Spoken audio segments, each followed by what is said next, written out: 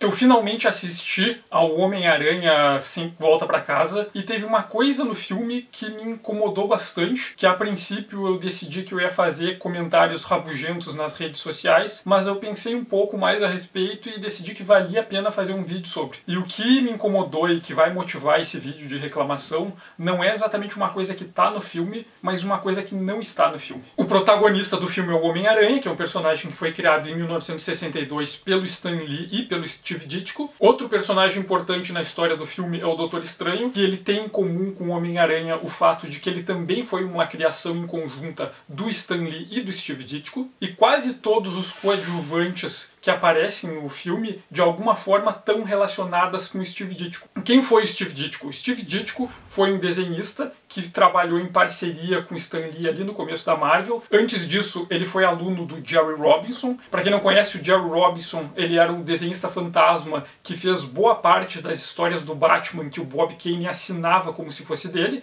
Inclusive, o Jerry Robinson é quem criou o design do Coringa. E o Jerry Robinson tinha uma forte influência do expressionismo no desenho dele, que é uma coisa que o Steve Ditko vai herdar. E um diferencial na arte do Steve Ditko, que também o Jack Kirby tinha, que diferenciava eles bastante de outros desenhistas de quadrinhos ali do começo dos anos 60 e que inclusive foi extremamente importante para o sucesso da Marvel no período, era o estilo de desenho deles. Se nós pegarmos os desenhos de histórias em quadrinhos de super-heróis ali pós-Comic Code Authority, ali no começo da chamada Era de Prata, eles tendiam a ser desenhos limpos, claros, bem organizados, bem definidos, mas também bem pouco expressivos. Se a gente pegar as primeiras histórias da Liga da Justiça, por exemplo, quase todos os protagonistas, os super-heróis ali, membros da Liga da Justiça, têm a mesma cara e eles não têm expressão, eles são figuras apáticas. E o que o Ditko fazia, que era uma coisa que o Jack Kirby também dominava, era justamente combinar esses elementos desses desenhos claros, bem construídos, bem organizados, que estavam se tornando tendência no começo da Era de Prata, com elementos dessa tradição expressionista que eles usavam.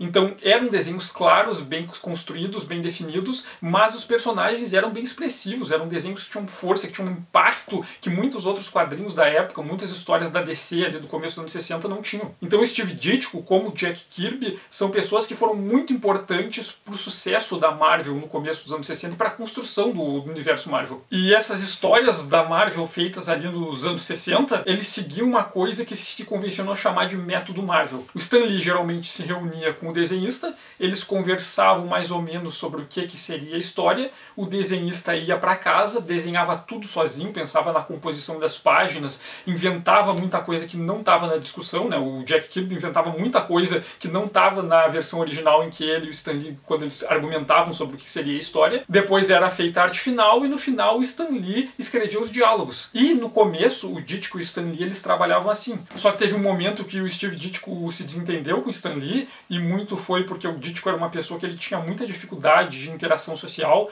e ele começou a sentir que o Stan Lee levava toda a glória e o Stan Lee fazia isso. Ele ia em eventos e dizia que ele tinha criado o universo Marvel sozinho, não dava crédito para os outros autores. O Jack Kirby também se incomodava muito com isso. E o Stan Lee fazia muita piadinhas com o Ditko que ele se ofendia. E quem quiser saber mais sobre os bastidores da Marvel e essas pendengas entre o Lee e o Ditko e o Kirby, uma das fontes possíveis é a História Secreta da Marvel do Sean Howe. Mas independente do motivo dos problemas entre eles, a questão é que a partir da Amazing Spider-Man número 18, o Ditko começou a ele sozinho criar o argumento da história, desenhar toda a história, criar todos os personagens e o Stan Lee só recebia as páginas quando já estavam prontas e escrevia os diálogos. Então o próprio roteiro da história era toda desenvolvida pelo Ditko. Então muita coisa do imaginário, da construção do Homem-Aranha que a gente tem, saiu da cabeça do Steve Ditko. E se nós pensarmos no design do uniforme do Homem-Aranha e do Doutor Estranho, dá pra vermos que eles têm bastante diferença com as convenções das histórias de super-herói até então.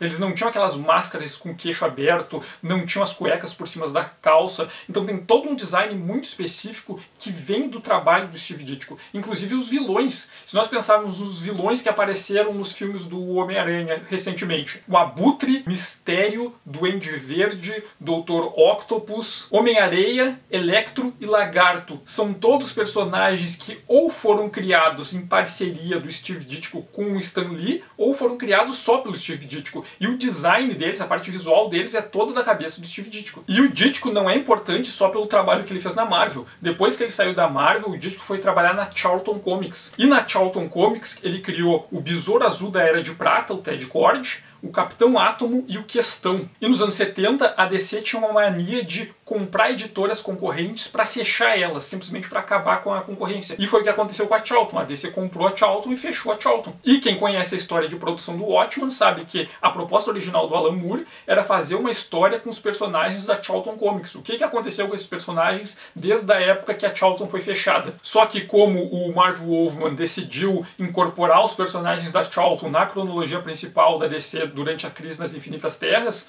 o projeto do Alan Moore teve problemas e ele não podia usar os personagens da Charlton, então ele criou versões alternativas desses personagens da Charlton. Então o Rorschach é baseado no Questão, o Coruja é baseado no Besouro Azul no Ted Kord e o Dr. Manhattan é baseado no Capitão Átomo. Então vários dos personagens principais de Watchmen são versões de personagens do Steve Ditko. Então o Watchmen, como a gente conhece, não existiria sem o Steve Ditko. Imagina o Watchmen sem o Rorschach, o Dr. Manhattan e o Coruja. Então o Ditko é um cara que é importante para a história da Marvel. A Marvel não seria o que ela é sem ele, e para os quadrinhos dos Estados Unidos do super-herói como um todo. E qual é o meu problema com o filme? Bom, para quem acompanha os filmes do universo cinematográfico da Marvel, sabe que o Stan Lee faz uma ponta em quase todos eles, não só do universo cinematográfico da Marvel. O Stan Lee participa de quase todos os filmes que tem personagens da Marvel. E quando o Stan Lee morreu em 2018, teve uma série de homenagens ao Stan Lee, inclusive dentro dos próprios filmes do Marvel Studios. Só que o ponto é que o Steve Ditko também morreu em 2018. E na época não teve nenhuma menção ao Steve Ditko.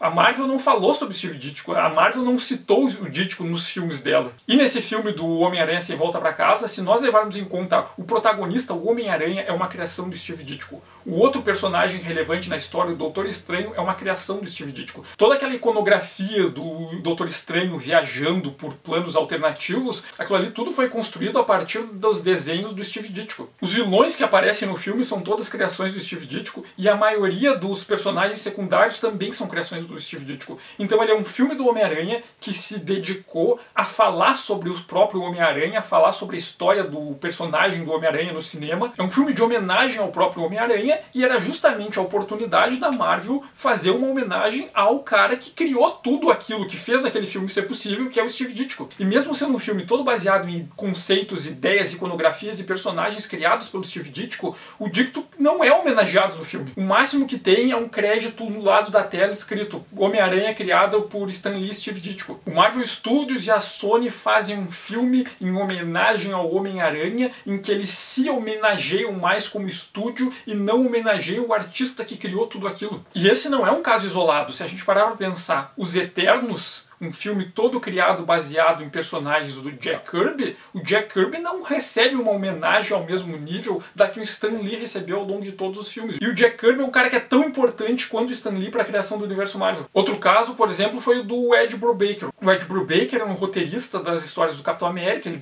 escreveu Capitão América por um bom tempo, várias histórias muito boas e muito significativas do Capitão América, e ele que teve a ideia de trazer o Buck de volta e criou a ideia do Soldado Invernal. E apesar de terem feito um filme todo baseado no arco do Soldado Invernal que ele escreveu, o Brubaker contou que ele não ganhou royalties. Royalties é quando os autores ganham uma pequena porcentagem nos lucros do uso dos personagens e mídias fora de quadrinhos. Por exemplo, eles são contratados para criar um personagem numa história em quadrinhos, mas se fizerem um filme ou se fizerem brinquedos, eles ganham uma pequena porcentagem. Atualmente, autores que têm bastante influência, eles conseguem fazer contratos com participação de royalties. Só que antigamente isso não acontecia. Um dos casos mais emblemáticos é o Jerry Siegel e o Joe Shuster, que eram os criadores do Superman, e que eles morreram pobres. E foi só quando o filme de 78 do Richard Donner foi lançado que eles conseguiram ser creditados como Superman criado por Jerry Siegel e Joe Shuster, porque não só eles eram pobres, eles não tinham dinheiro para pagar os tratamentos médicos que eles precisavam, como as pessoas não acreditavam que eles tinham criado o Superman quando eles contavam.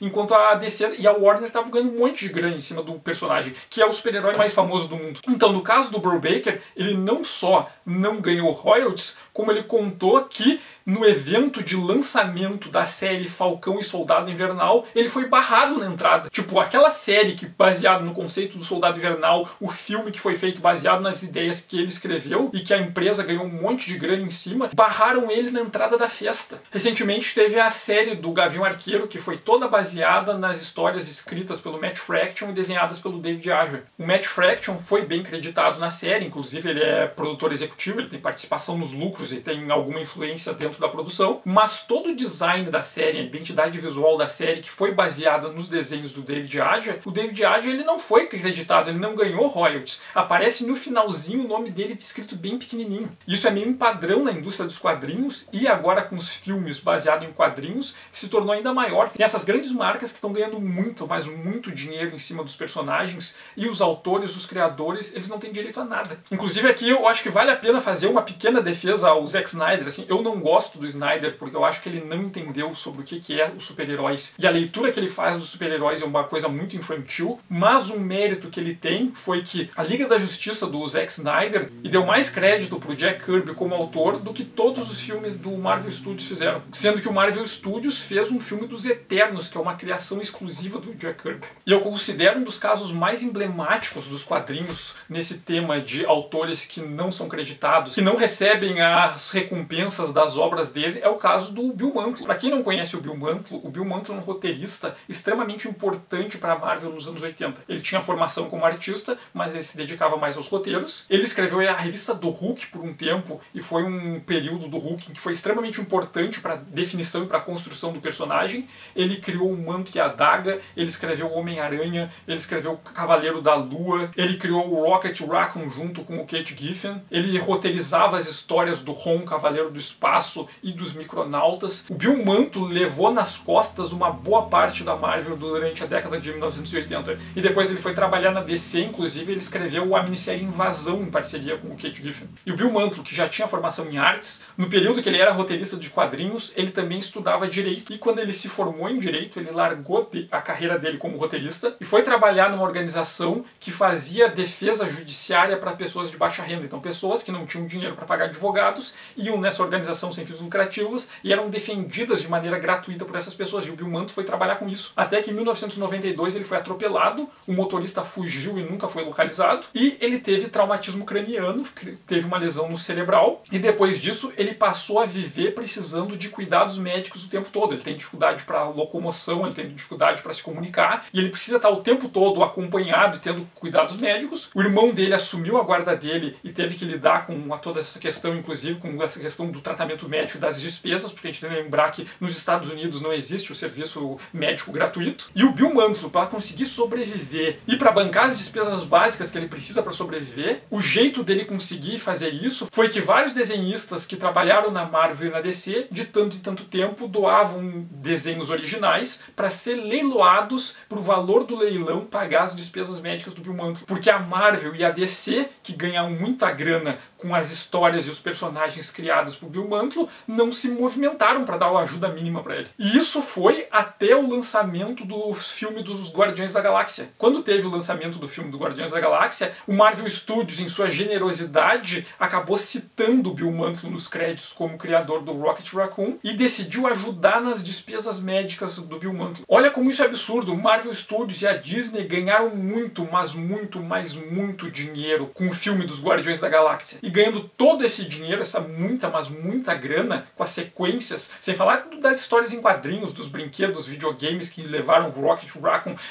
o Manto e a Adaga e os outros personagens criados pelo Bill Mantlo, eles resolveram ajudar nas despesas médicas do Bill Mantlo. O Bill Mantlo não devia ter ajuda nas despesas médicas.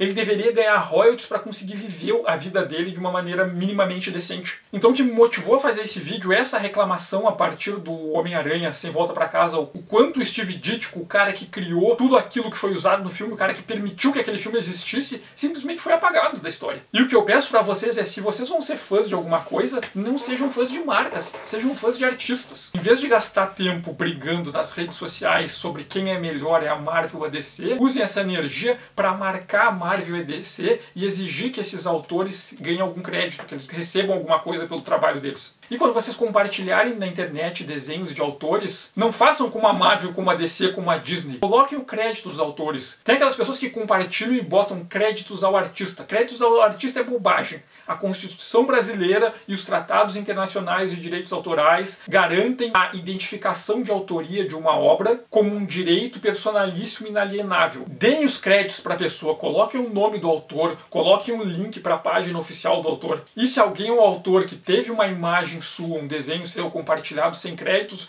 vocês têm o direito legal de serem citados como autor. peçam para as pessoas colocarem o nome de vocês, colocarem os links das páginas de vocês. E se eles não colocarem, vocês podem processar essas pessoas. O direito de ser citado como criador das obras é um direito garantido constitucionalmente inalienável. Então não sejam fãs das marcas, sejam fãs das artistas. E meu resumo de hoje era isso. Obrigado por quem assistiu. Peço que quem gostou, clique no gostei. Quem ainda não segue o canal, convido para seguir. Quem puder compartilhar os vídeos, eu agradeço muito. Quem tiver comentários para fazer, sinta-se livre para comentar. E quem tiver interesse, pode seguir o Ilha Kaiju no Instagram e no Twitter, que eu faço os comentários resmungando lá e compartilho por lá algumas imagens de obras raras ou incomuns que eu tenho acesso. E obrigado e até o próximo vídeo.